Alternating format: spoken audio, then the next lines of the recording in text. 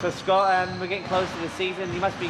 What's the difference having the full squad here now, and how the impact on training? How's that impacted training?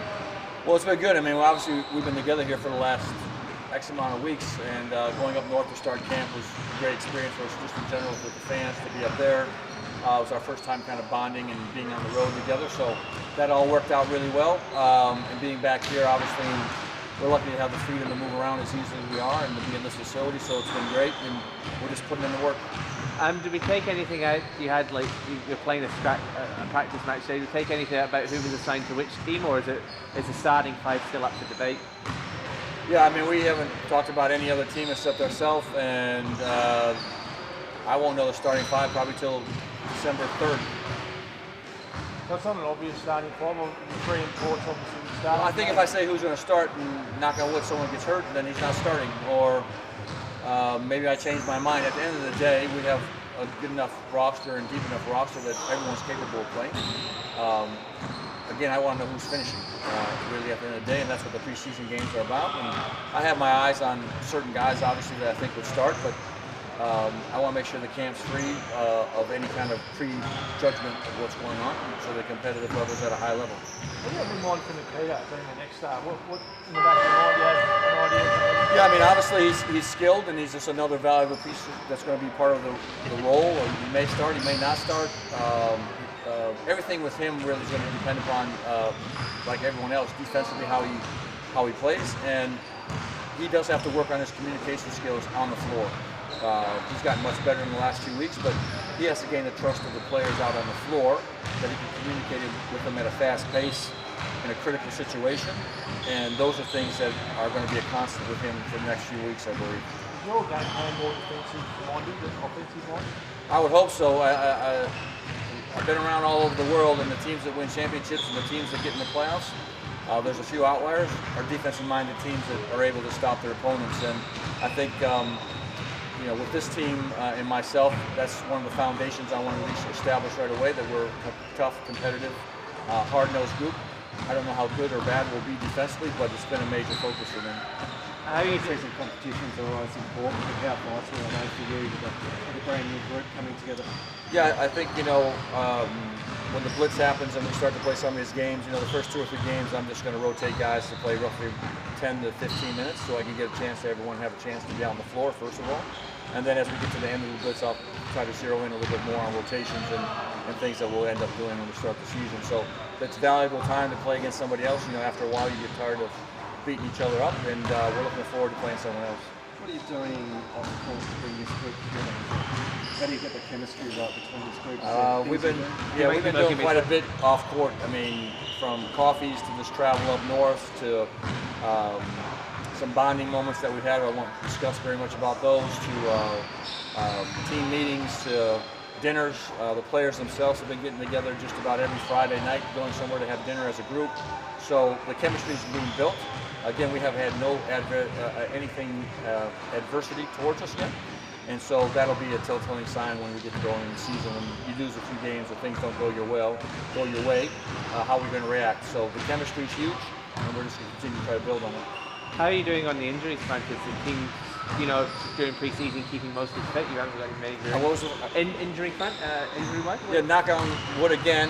We're pretty healthy across the board. Obviously, Will Magnay's the one that's we're obviously very cautious with. He's coming back from surgery, and he seems to be progressing very well, and we're happy where he's at. And I'm hoping by the middle of November, he's on the court actually probably playing in some of these games for maybe some restricted minutes. Captain, I know you haven't got a captain yet, but is there an obvious leader out there? Obviously, they're pretty vocal and loud during the training season. I mean, there are some for myself, but at the end of the day, I think the players need to know who that is. And again, I'd rather let them play some games, see how they interact during the games and half times and huddles, and then allow them to go vote on who they think is best to represent them moving forward. So I leave that in their hands. I think there's some obvious guys for myself, and I think they'll make the right choices at the end of the day of who they want. Is it going to be an important role? Do you think the captain plays an important role? I think it's an important role anywhere in the world. It's a leadership role, it's a cultural role, it's everything that, and it's the first here. So to be the first captain of this team is, I think, a huge honor. It's always a great chance to be a captain of a team. It's a lot of respect given to you by your peers. and I think it's very important. Does the captain have to be in the starting five, or can they be outside the starting five? Again, whoever they vote for, they vote for. So it doesn't matter to me. At the end of the day, they're going to vote for their captains, and that's going to be their choice. Sounds like we've got the games kicked off for the Silverdome next season. You're pleased to be able to play up there? You know, I've been down here for the last 4 hours, and Kate Lewis told me obviously about the schedule, so I don't know what it looks like, to be very honest with you, other than I know there's some games and they're going to be there. Probably not a great question for me to answer without really, I don't even know the dates right now. I've been down here the last 3 hours. So.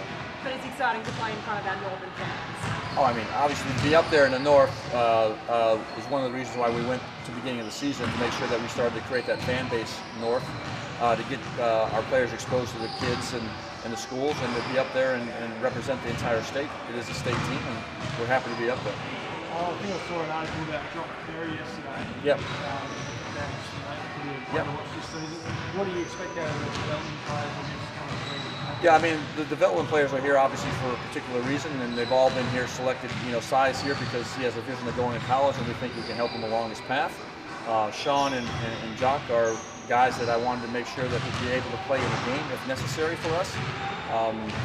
Sean has shown he's very capable of being able to run the team if we have an emergency and he needs to play. I feel very good with him.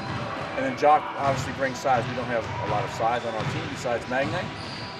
He's skilled. He's been in college. And he's an insurance policy, if something were to happen with one of our bigs, to be able to get some minutes out of it. And a bit after that match, yeah, he's been fantastic. He's everything that I thought he was when I saw him. He's an energy guy. He's a team guy. I'm really shocked that he's not been in the league. I'm really shocked that he's not been in the league, to be honest with you. He can defend, he can guard multiple positions. Tough kid, and I think he'll be a fan favorite. Is there excitement starting to build? Like, there's only about 4 weeks. You've got the Blitz coming up. There's only really about 4 weeks left until the season begins. It's starting to become a bit more real that this is actually going to happen. Listen, when I got the job, it got real. So it's all real because every day I wake up, it's new. There's something happening. There's something to do. It's nothing's old. Everything is new, and it's all real. So every moment we take out here, we're trying to take advantage of these moments and build up towards getting to December 3rd and getting ready to go.